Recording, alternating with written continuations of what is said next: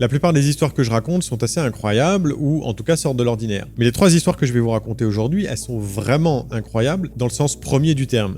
Même moi, j'ai eu du mal à y croire la première fois que je les ai découvertes, surtout la dernière. Si c'est votre première fois sur la chaîne, bienvenue. Je suis Rafu, et chaque semaine je raconte des histoires vraies incroyables, alors si c'est votre truc, pensez à vous abonner, et activez toutes les notifications pour être sûr de ne rater aucune des prochaines vidéos. Maintenant, montez le son, installez-vous bien comme il faut dans votre fauteuil le plus confortable.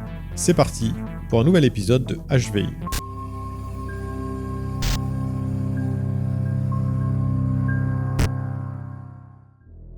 Sam Ballard est un jeune Australien de 19 ans. Il fait ses études à la fac et c'est un joueur de rugby passionné et talentueux, il est d'ailleurs sur le point de passer pro. Un soir de 2010, Sam et ses coéquipiers font un barbecue. Ils plaisantent sur le fait qu'ils sont maintenant adultes, il n'y a pas si longtemps ils se seraient saoulés à la bière, mais maintenant que ce sont de grandes personnes, ils boivent du vin. Ça fait plusieurs heures que la soirée a commencé, il reste plus de viande, mais il reste des bouteilles et les bouteilles vides commencent à s'empiler. Alors qu'ils jouent à une espèce d'action ou vérité, ils aperçoivent une limace dans la pelouse et ils commencent à blaguer et se mettent au défi de l'avaler. Bien évidemment, tout le monde grimace de dégoût et refuse. Mais Sam, lui, semble prêt à le faire, tout le monde rigole de plus belle et lui dit que de toute façon, il est pas cap. Et plus ils sont persuadés qu'il ne le fera pas, plus le courage de Sam augmente et il finit par avaler le gastéropode devant les cris dégoûtés et les rires de ses amis. Mais tout dégoûtés qu'ils sont, Sam a gagné leur admiration et il finit la soirée en héros, courageux et téméraire mangeur de limaces. Le lendemain, lorsqu'il se réveille, Sam a des douleurs aux jambes. Il est persuadé que c'est à cause de sa cuite de la veille et il s'inquiète pas plus que ça, mais le soir, quand tous les effets de l'alcool se sont dissipés et que les douleurs sont toujours présentes, il commence un petit peu à flipper. Il va se coucher de bonne heure et lorsqu'il se réveille le lendemain matin, les douleurs sont encore plus prononcées que la veille. Il appelle alors sa mère et les deux craignent que Sam, comme son père, ne souffre de sclérose en plaques. Sam évoque la limace de l'avant-veille, mais sa mère lui répond que même si dans l'absolu c'est pas très malin, personne tombe gravement malade après avoir mangé une limace. Elle décide de l'emmener à l'hôpital et après de nombreux examens, les médecins rassurent Sam et sa mère, il n'a aucun signe de sclérose en plaques. En revanche, ils ne savent pas ce qui peut lui causer ces douleurs aux jambes. Sam leur parle alors de la limace, mais les médecins semblent penser la même chose que sa mère et renvoient donc le jeune homme chez lui avec juste des antidouleurs. Mais quelques jours plus tard, l'hôpital rappelle Sam. Ils se sont renseignés auprès de confrères et il semble en fait possible que, contrairement à leur premier diagnostic, Sam puisse avoir attrapé un parasite en mangeant la limace. En effet, les limaces peuvent parfois être porteuses d'un parasite qui naît dans les poumons du rat avant d'être évacué dans ses matières fécales. Ingéré par certains gastéropodes, crevettes ou crabes d'eau douce, il peut finalement atteindre son hôte final, l'homme, si ce dernier mange l'un de ces animaux crus ou pas suffisamment bien nettoyés. Alors s'il vous plaît, ne mangez pas ces trucs-là crus. Je sais qu'en France, c'est pas très courant, mais dans certains autres pays, comme la Thaïlande par exemple, c'est pas rare. Donc si jamais vous partez en vacances, gardez cette histoire en tête et ne mangez pas de la crevette ou du crabe cru. Bon, la plupart du temps, les pathologies engendrées sont bénignes, mais il peut arriver que le parasite arrive à se frayer un chemin jusqu'au cerveau de son hôte humain. L'hôpital souhaite donc de toute urgence faire des examens complémentaires afin de vérifier cette piste. Et malheureusement, Sam est porteur du parasite qui a maintenant atteint son cerveau et provoque une forme extrêmement rare de méningite. Peu de temps après son diagnostic, Sam tombe dans un coma profond de 14 mois. À son réveil, Sam est devenu tétraplégique, il ne peut plus bouger, ne peut plus s'alimenter seul et a besoin d'être pris en charge 24 heures sur 24. Il ne peut plus non plus parler, mais par contre il semble toujours posséder toutes ses facultés intellectuelles et comprend tout ce qu'on lui dit, parce qu'un jour, alors qu'un des amis qui était présent à la soirée fond en larmes et dit à Sam à quel point il est désolé de ce qui lui arrive et à quel point il se sent coupable, les larmes se mettent à couler sur les joues de Sam. Le jeune amateur de rugby décède 8 ans plus tard, âgé de seulement 28 ans. Entouré de tous ses amis, il parvient très laborieusement à articuler les mots « je t'aime » à l'attention de sa mère, quelques instants seulement avant de s'éteindre.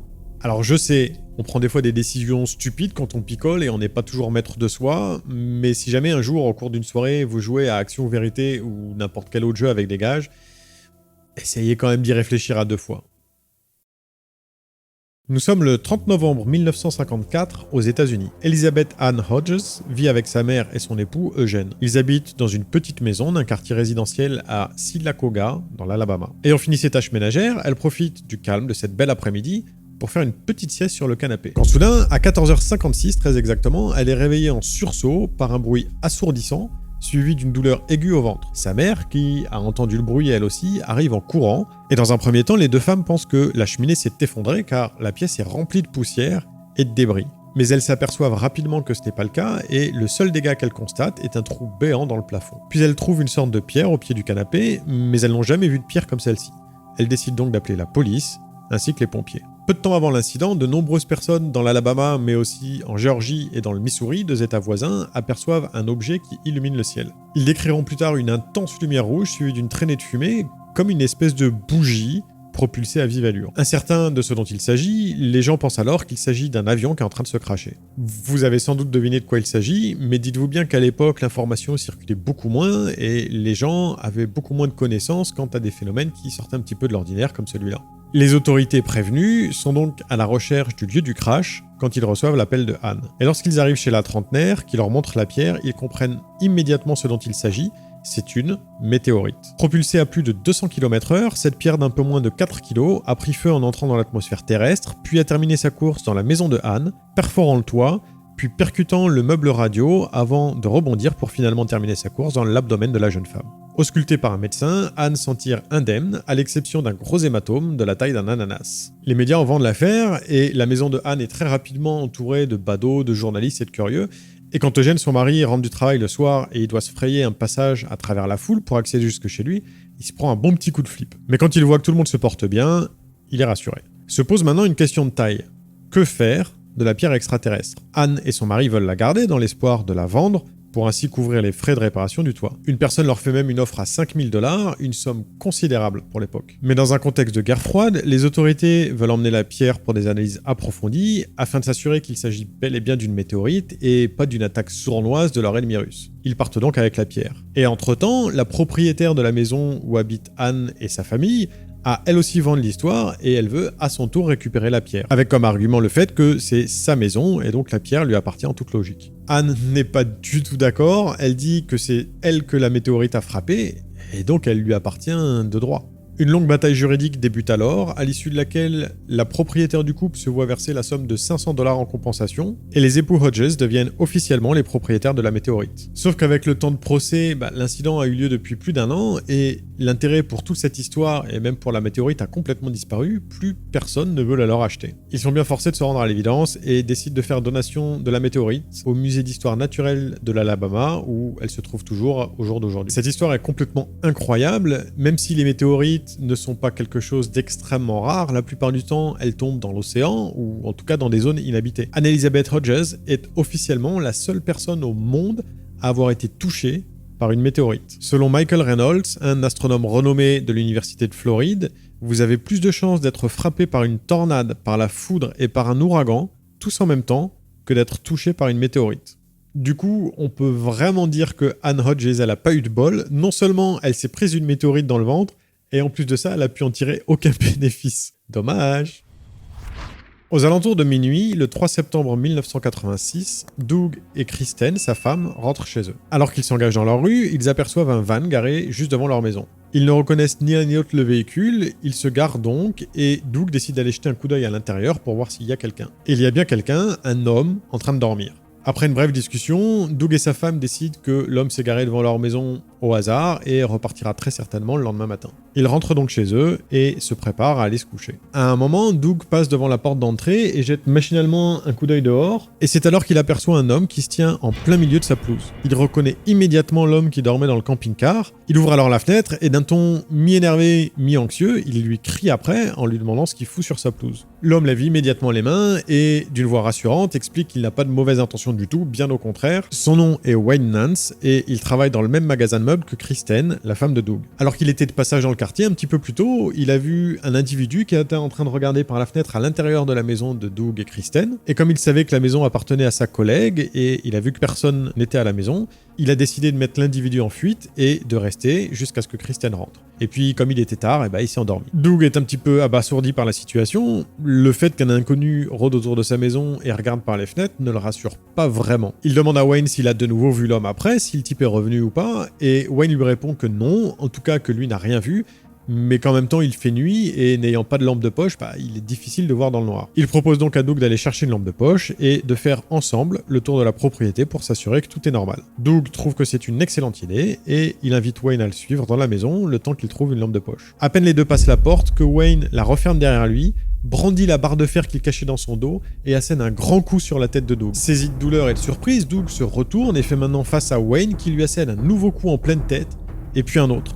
Doug se jette alors sur son agresseur et les deux hommes se retrouvent rapidement dans une lutte au sol. Pendant ce temps, Kristen, qui a entendu du bruit au rez-de-chaussée, se précipite sur le palier et découvre avec horreur la scène. Son mari au sol, la tête en sang, qui essaye tant bien que mal de se protéger, avec au-dessus de lui Wayne, son collègue, qui se tient maintenant debout et envoie des coups de poing et des coups de pied à Doug. Kristen est tétanisée et avant qu'elle n'ait le temps de réagir, ou même de dire quoi que ce soit, Wayne l'aperçoit en haut des escaliers, sort un pistolet, la met en joue, et lui ordonne de descendre. Puis il la force à attacher les mains et les jambes de Doug. Persuadé qu'il s'agit d'un cambriolage, Kristen obtempère en espérant que ne pas contrarier Wayne va sauver sa vie ainsi que celle de son mari. Elle se saisit de la corde que lui tend Wayne et attache les poignets et les jambes de Doug.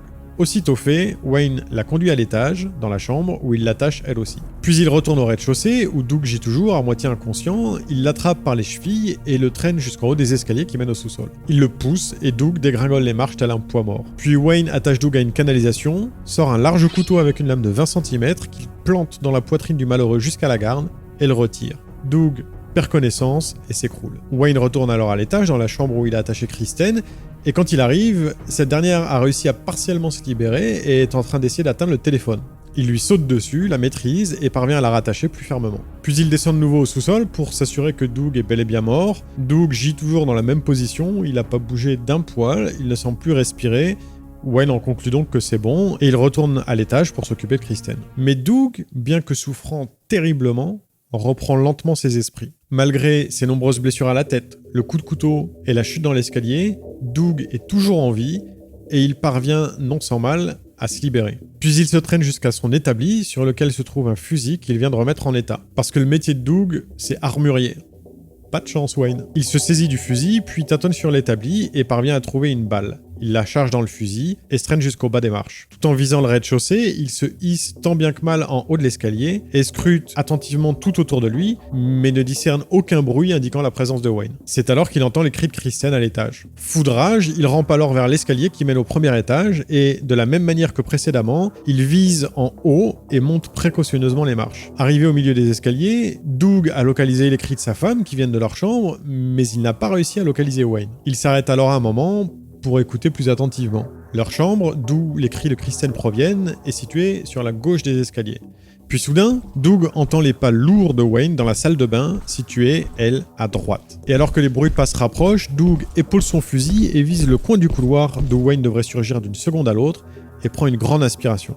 Lorsque Wayne surgit, couteau à la main, Doug presse la détente. Touché à l'estomac, Wayne chancelle, les yeux écarquillés de surprise et de douleur, avant de s'écrouler. Pendant ce temps, Doug, qui n'avait qu'une seule cartouche, se saisit du fusil par le canon et s'en servant comme d'une batte de baseball, il défonce Wayne qui essaye de se protéger tant bien que mal et recule dans l'espoir d'échapper à Doug. Et il y parvient, car Doug, essoufflé et souffrant le martyre, est à bout de force. Wayne s'engouffre alors dans la chambre où se trouve Kristen, se saisit de son pistolet, vise la porte et tire 3 coups de feu.